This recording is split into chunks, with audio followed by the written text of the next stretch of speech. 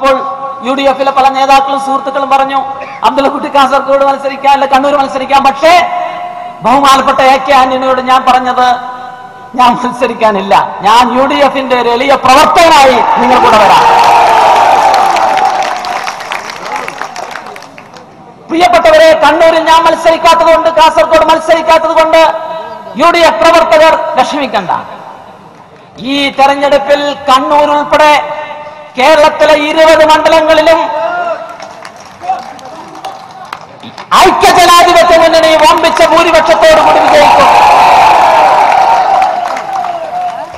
കാരണം ET മുഹമ്മദ്, ബഷീർ സാഹിബ് ജയിച്ചാൽ മാത്രമേ നമ്മുടെ രാജ്യത്ത് ഒരു ശക്തമായ, അഹമ്മദ് സാഹിബ് വിജയിച്ചാൽ മാത്രമേ ശക്തമായ ഒരു മതേതര ഗവൺമെന്റ് ഉണ്ടാക്കാൻ പറ്റൂ. ഈ മതേതര ഗവൺമെന്റ് ഉണ്ടാക്കാൻ ഇവർ ജയിക്കണം.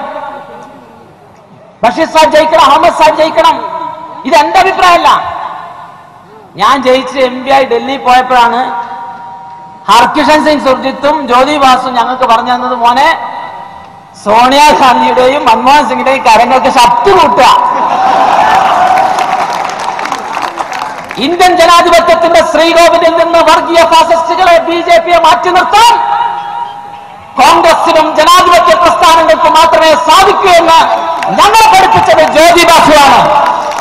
ജ്യോതി ബാസുവാണ് എന്നെ കോൺഗ്രസ് ആക്കിയത്.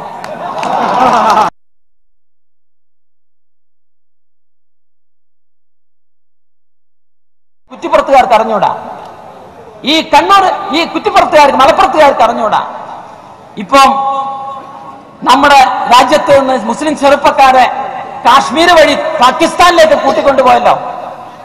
അങ്ങനെ പാകിസ്ഥാനിലേക്ക് കൂട്ടിക്കൊണ്ടുപോയ കൂട്ടത്തിൽ മലപ്പുറം ജില്ലയിൽ നിന്ന് കാര്യമായിട്ട് ആരുമില്ല. പക്ഷേ എന്റെ കണ്ണൂർ ജില്ലയിൽ നിന്ന് ചില ചെറുപ്പക്കാർ ആ തീവ്രവാദ ഗ്രൂപ്പിലുണ്ടായി. ആ ചെറുപ്പക്കാർ കൂട്ടത്തിൽ ഫയാസ് എന്ന് പറയുന്ന ഒരു ചെറുപ്പക്കാരൻ, കണ്ണൂർ സിറ്റിയിലെ നമ്മുടെ അഹമ്മദ് സാഹിബിന്റെ വീടിനടുത്തുള്ള ഫയാസ് എന്ന് പറയുന്ന ചെറുപ്പക്കാരൻ കാശ്മീരിലേക്ക്, പാകിസ്ഥാനിലേക്ക് പോകുമ്പോൾ നമ്മുടെ പട്ടാളത്തിന്റെ മുന്നിൽ ഏറ്റുമുട്ടി മരണപ്പെട്ടു. ആ മരണപ്പെട്ട സന്ദർഭത്തിൽ സഫിയ എന്ന് പറയുന്ന ഉമ്മ സ്വന്തം ഗർഭപാത്രത്തിൽ 10 മാസം വളർത്തി നൊമ്പുവെച്ച സഫിയ എന്ന് പറയുന്ന ഉമ്മ പറഞ്ഞ എന്താണെന്നറിയോ? നിങ്ങൾ വായിച്ചിട്ടുണ്ടാവും. ആ ഉമ്മ പറഞ്ഞത്, ആ ദേശദ്രോഹിയുടെ, എന്റെ മകനാണെങ്കിലും ആ ദേശദ്രോഹിയുടെ മയ്യത്ത് എനിക്ക് കാണണ്ട. കേരളത്തിലെ രാഷ്ട്രീയ നിരീക്ഷകർ കൃത്യമായി വിശകലനം ചെയ്യേണ്ട ഒരു വിഷയമാണ്.